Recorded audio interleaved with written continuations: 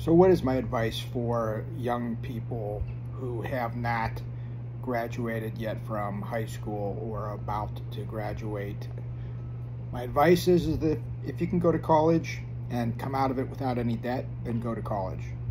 If you can go to college and have to work to get through college to come out of debt, then do that.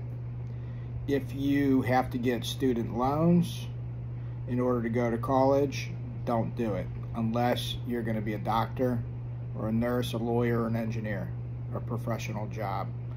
If not, if you don't have the grades for that or the desire for that, then don't do it. Instead, go to a local community college and start to learn a trade, or better yet, get employed by a local trades company. So local trades are going to be plumbers, electricians, home inspectors, roofers, construction workers.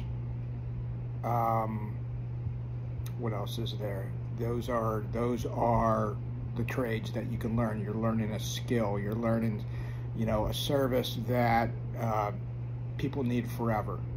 And some of those trades you have to get a license in order to apply that trade, and some of it requires apprenticeship, some of it requires schooling, testing, and so forth.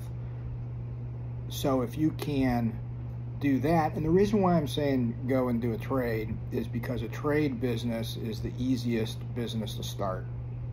And as you'll learn in my channel with other videos, I am a huge proponent of starting a business, being a business owner, running a business.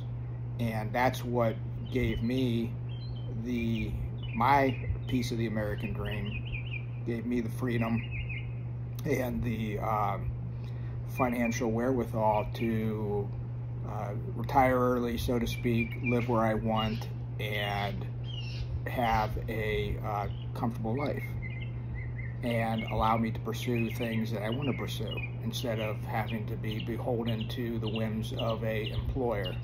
And so if you go and learn a trade and you go and become employed in a trade that interests you, even if it's a starting wage, and even if you're still living in your parents' basement, do that, okay? If you have to live on your own, then do it on a shoestring budget and start to save money. So if you're going to college, then go to college so that you can get out of debt. You can graduate without being in debt, and then you can go and get a job that you are qualified for with your degree. Obviously it's an entry-level job, but you go and get hired in whatever industry that you apply to, that you can get the most for your education, salary-wise. Then you do that and you live below your means and you save money. Okay, that's the key. The key is that somehow, some way, at some point, your income that you're bringing in has to allow you to save money. And you can do that as a single person, or if you have a significant other, you do that without kids. You live together and both of you are working, okay? And you're not combining your finances, but you are splitting expenses, okay? That's very doable, it's very workable, but don't have kids, okay? Because that's a whole nother discussion that we'll have in the future, because that's what I did, and I don't want you to do that. It's not the way to go. It will delay your financial freedom by years. And so don't do that.